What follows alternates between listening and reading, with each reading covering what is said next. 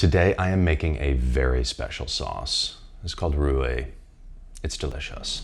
Rouille is a spicy Mediterranean aioli that is flavored with saffron, hot chili, and white wine vinegar. I thought this would also be a great opportunity to share what I think is a nice primer on a number of different ways to approach this type of egg yolk bound emulsion.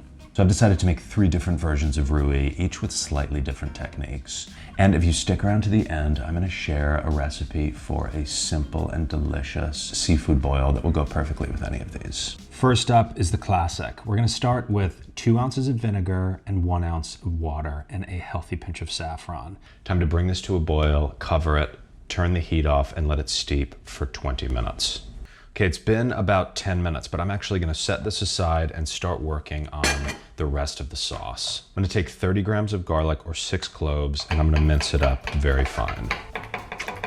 Now I said that Rouille was very special, and it's not just the flavors that make it special, it's also the fact that it is bound with bread as well as egg yolks. Any bread will work. I was actually tempted to use sourdough in this recipe, but instead I went with my favorite white bread, which is Korean milk bread.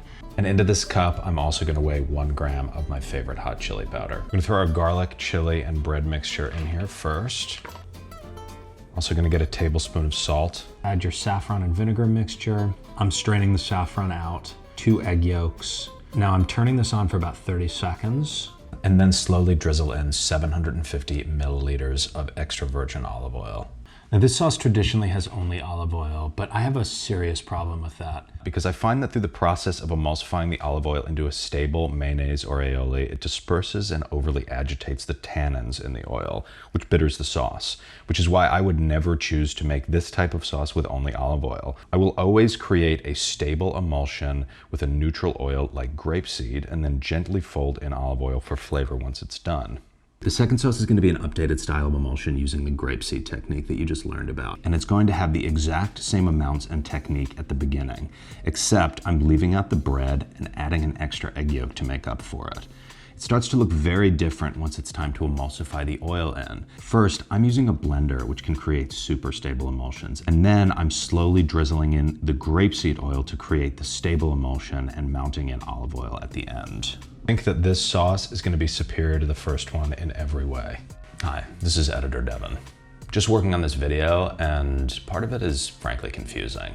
I'm using the term emulsion a lot, and I just wanted to explain quickly that emulsion, mayonnaise, and aioli in modern kitchens here in the United States are terms that are used interchangeably. A lot of people would argue that aioli is a very specific sauce that is just garlic and olive oil, and I hear you.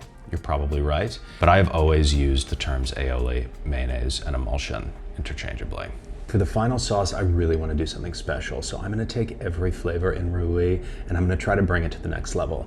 I'm going to toast garlic instead of doing it raw. I'm going to skip the bread, and I really generally prefer citrus in my emulsions or my aiolis to vinegar, so I'm going to use lemon juice. And because of that, I lose my opportunity to steep the saffron into vinegar because I do not boil citrus. So instead, I'm going to make a super aromatic saffron and chili oil to create the emulsion. First, I'm slicing 30 grams of garlic thin on a mandolin, and then I'm toasting that garlic in grapeseed oil until it's lightly caramelized. Now it's time to make our chili oil, and I'm gonna go with the blender method, but you can also do this in a pan. 3 grams of Korean chili and 1 gram of saffron. And I'm gonna combine that 500 ml of grapeseed oil. Now just turn this on to high until the side of the carafe gets very hot. It's gonna take about 2 minutes. So now we're just gonna let this steep for 15 minutes. Honestly, despite the advantages of creating these sauces in a blender, I have always preferred the food processor. I think it's more consistent and easier to get a stable emulsion. So I'm using that for this one. Add 2 ounces of lemon juice, 1 tablespoon of salt, 3 egg yolks, and the toasted garlic. And with the machine running, slowly drizzle in the chili oil. And now I'm just gonna gently fold in about 2 tablespoons of olive oil. Now that all 3 sauces are done, I'm gonna make a really delicious and very simple seafood boil. First, we've got to chop up our stuff, and then we're gonna go right into cooking it. We're gonna slice garlic nice and thin.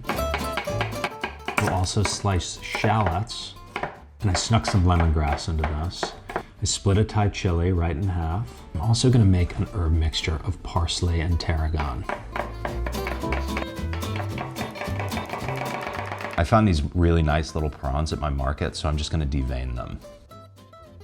We have everything we need to finish this up. Now, through the magic of editing, we're gonna cut to me yesterday to show you how I clean these clams. There is nothing that can take something as delicious as a clam and ruin it as quickly as grit. So I am always looking for ways to clean clams better. What I'm gonna do today is to make a saltwater solution that has the same salinity as seawater to encourage them to eat.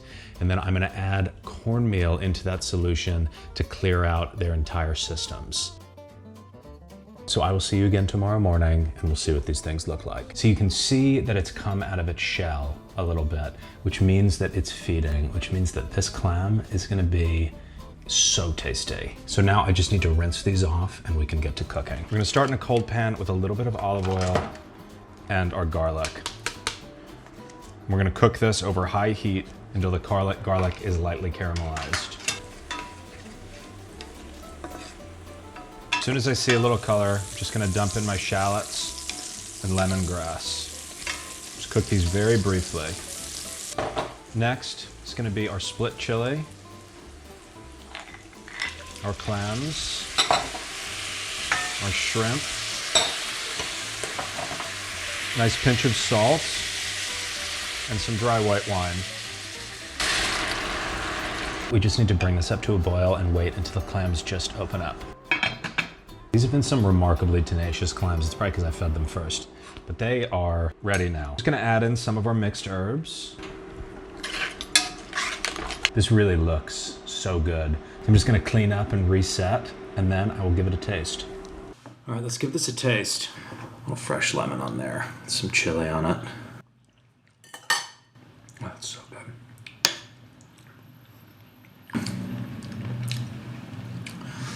That's pretty good.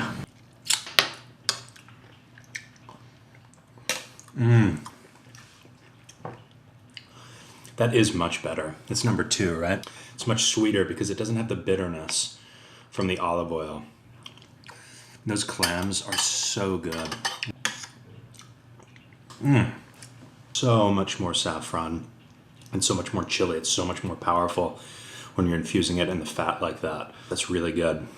I gotta say, I think number 2 is the best.